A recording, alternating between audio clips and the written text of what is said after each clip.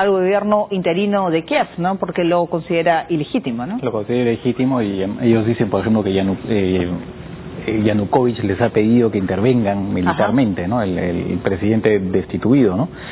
Bueno, efectivamente eso puede contribuir, estas conversaciones pueden contribuir a bajar un poco la tensión, ¿no? Porque se ha llegado, digamos, a niveles peligrosos, aun cuando hay, por ejemplo, por parte del gobierno ucraniano, digamos, cuando se han enfrentado, digamos, cuando las tropas, digamos, no había una respuesta militar por parte de las tropas de Ucrania, que por lo más no la pueden dar porque son sumamente débiles, digamos, busca una solución negociada, ¿no? Y en el caso de Ucrania, efectivamente se está hablando ahora de la ayuda que le podía dar la Unión Europea, y es absolutamente indispensable, porque Ucrania es un país que está totalmente quebrado, ¿no? Pero ¿cómo puede haber? ¿Cuál sería esa salida diplomática cuando Rusia está en Crimea y no reconoce pues al gobierno interino? O sea, ¿cuál podría ser la solución a...? Por ahora lo que pasa es que el comportamiento de Rusia es un comportamiento que lo ha demostrado, por ejemplo, en el caso de Georgia en 2008, es un comportamiento, digamos, imperial, ¿no? Y buscan mantener situaciones, no necesariamente que quiera invadir Ucrania, pero sí mantener presionado al gobierno ucraniano, ¿no? Y en el caso específico de Crimea es un poco difícil porque en principio se está preparando un referéndum para una mayor autonomía o incluso desgajarse prácticamente de Ucrania, y más adelante incluso se estaría planteando también la posibilidad de que haya un referéndum para que Crimea vuelva a Rusia. Porque no olvidemos que Crimea perteneció a Rusia hasta 1954, cuando Khrushchev, el jefe soviético en ese entonces, hizo que Crimea pasara a Ucrania, ¿no? Muy bien, nosotros vamos a dejar el tema de Ucrania a un lado y nos vamos con otras informaciones. Dos actores que interpretaron a James Bond en el pasado se han visto enfrentados ahora por la independencia de Escocia del Reino Unido. Veamos de quiénes se trata. Sean Connery, el primer James Bond que juró lealtad a la corona británica en la ficción, le ha dado la espalda a la reina en la vida real.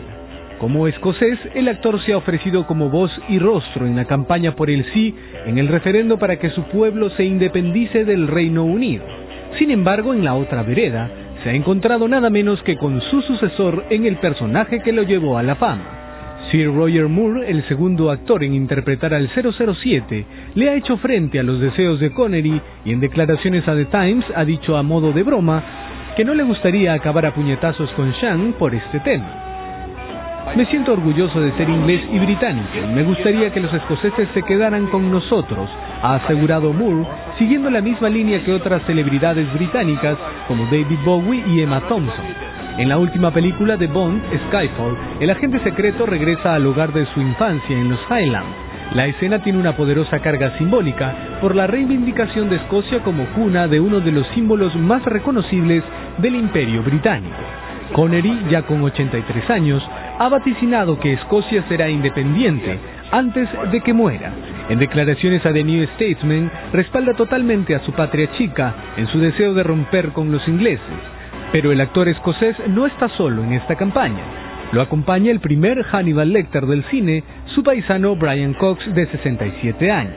Como fuere, lo cierto es que un reciente sondeo refleja que el apoyo a la independencia de Escocia ha bajado 2 puntos, hasta situarse en el 34%, mientras que los partidarios del no se sitúan en el 54%. El referendo será el 18 de septiembre. Muy bien, bueno, resulta curioso, pues, ¿no? Estos actores, pues, que tienen dos puntos diferentes, ¿no? En el tema de Escocia, que además no tiene nada que ver, por ejemplo, con lo que está pidiendo Cataluña, ¿no? Por ejemplo. Bueno, en los dos casos es un pedido de independencia, ¿no? Bueno, lo que pasa es que Connery es escocés, ¿no?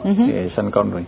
Pero claro, en realidad es una situación parecida en el sentido que, digamos, hay un pedido de independencia. Pero el Reino Unido creo que por lo menos ha aceptado y España no, entonces pues sería la diferencia. Bueno, claro, digamos, en el caso de español, digamos, el gobierno dice que es ilegal el referéndum, ¿no? Que se vaya. ¿Pero será posible eso aquí en Escocia? ¿Cómo ves las posibilidades? Bueno, por lo que efectivamente las encuestas por ahora no son favorables al pedido de independencia.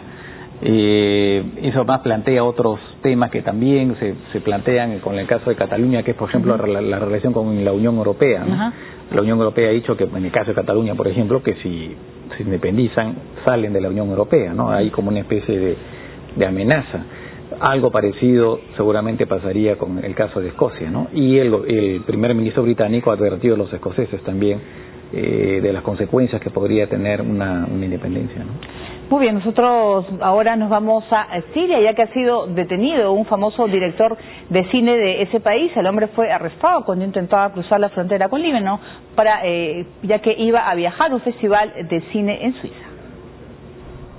Mohamed Malas es uno de los más importantes directores de cine de Siria y ha sido detenido cuando iba a cruzar la frontera con Líbano, para luego viajar a un festival en Suiza donde compite una de sus películas. La dirección del festival y el Foro Internacional de los Derechos Humanos en Ginebra protestó contra el arresto y pidió la liberación inmediata de Malas. La película Una escalera para Damasco, que compite en Ginebra, ya había sido presentada en el Festival de Toronto en septiembre último. Se trata de su última película, rodada en difíciles condiciones, en plena guerra civil. En la cinta, una decena de jóvenes sirios, trabajadores y estudiantes viven juntos en una misma pensión, en una casa en el corazón de la capital, cuando la violencia se desata en sus calles. Malas ha sido muy crítico de la situación que vive su país. Recientemente dijo que el conflicto sirio se había vuelto un conflicto internacional entre el mundo y los intereses regionales y expresó su oposición a la intervención internacional en el conflicto y eventuales ataques estadounidenses contra el régimen del presidente Bashar al-Assad.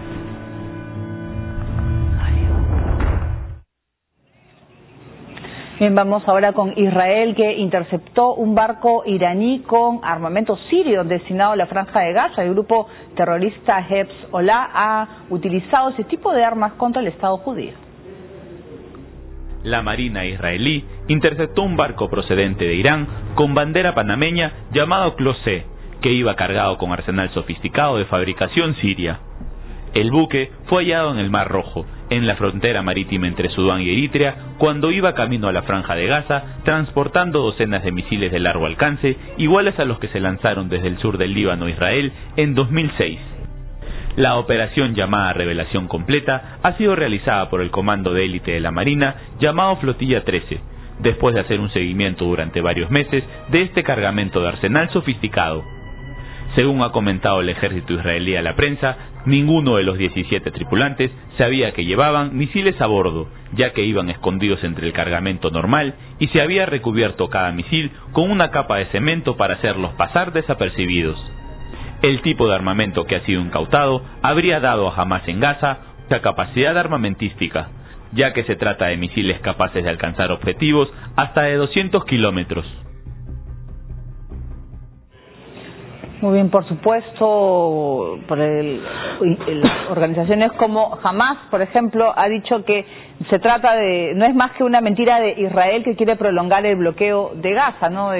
Hablemos del tema. Sí, bueno, sí, efectivamente, bueno, la información se confirma, en fin, lo que lo dicen los israelíes es cierto. Llama un poco la atención en la medida en que había habido un distanciamiento entre Hamas y el gobierno iraní, que estuvieron aliados, ¿no? Lo cual también ya era bastante peculiar en la medida en que el gobierno iraní Irán es chiita, en cambio Hamas es sunita, y siempre han habido digamos, los conflictos naturales entre estas dos ramas, y sin embargo, por el hecho de tener como enemigo común a Israel, establecieron una alianza, ¿no? Pero después hubo un distanciamiento. Y entonces digamos, envío de armas significaría que de alguna forma se están recomponiendo un poco las relaciones entre Hamas y Siria y también Irán, ¿no? Muy bien, nosotros continuamos en la región, ya que se han reanudado en Egipto el juicio a los 3 periodistas de la cadena Al Jazeera, a quienes han acusado de afectar los intereses nacionales con información, según ellos, falsa y ayudar a una organización terrorista. Hoy se reanudó en El Cairo el juicio a 3 periodistas de la cadena informativa catarí Al Jazeera, El australiano Peter Greste, el canadiense egipcio Mohamed Fahmy y el egipcio Baher Mohamed fueron detenidos el pasado 29 de diciembre y puestos en custodia por las autoridades del país. Ellos han sido acusados de ayudar a miembros de los Hermanos Musulmanes, considerada recientemente una organización terrorista, además de difundir información falsa. Tengo que ser optimista, ha dicho Andrew Greste, hermano de uno de los periodistas en proceso. Los acusados han negado los cargos, mientras que los representantes de Al Jazeera los han calificado de absurdos.